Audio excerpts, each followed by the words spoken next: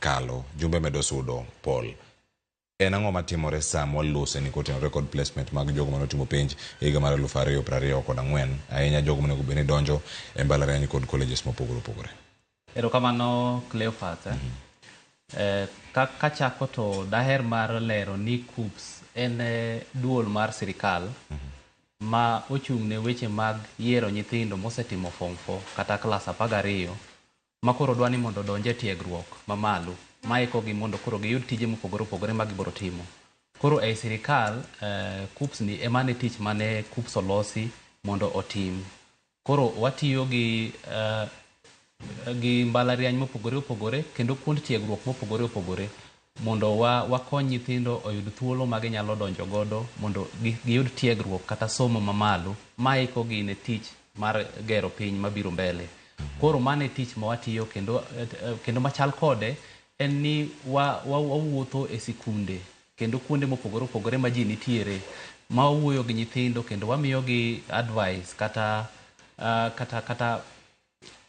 wamiyogi mondo gibed gi awareness kata ging'e ni to ka gidwa mondo giyier course ma gidwa timo ka ging'iyo kaka gin giwuon gin gi gima giher ni gitim to kata subjects mane monego gikaw sama giyiero subject e sikul to ka gisetieko to gibiro luwo process mane mondo koro giyud kaka giyudo courses mag timo. Koro mane gima watimo kaka KUCCPS e yo machuok. Kae to koro sani endie to koro nitie gima dhi mbele mane wachako tarik 28 mokalo.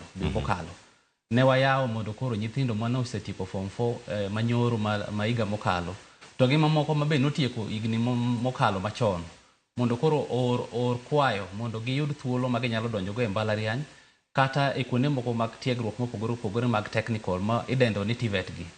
Koro mane application ma sani dhi mbele kendo itime online e mbui mar KUCCPS wadendo ni students portal.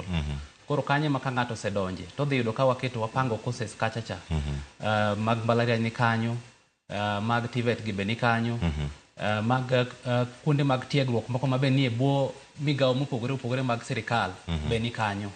Koro wan gi madhi mbalariany 69 ma courses gi duto te nie e portal kachacha ma nyithindo nyalo ng'iyo manyotieko penj man gi C+ kadhi malo nyalo ng'iyo courses man kanyo kendo gibiro yudo requirements, oluongo ni minimum requirements kaka ging'uo kaka ne gitimo penj mokalo kendo gima ne giyude subjects wapange i portal kanyo. Koro ginyalo ng'iyo ma ng'ato nyalo neno ni an ma e course ma daher kendo aneno kakalo course ni kaeto koro otimo ang'o o apply.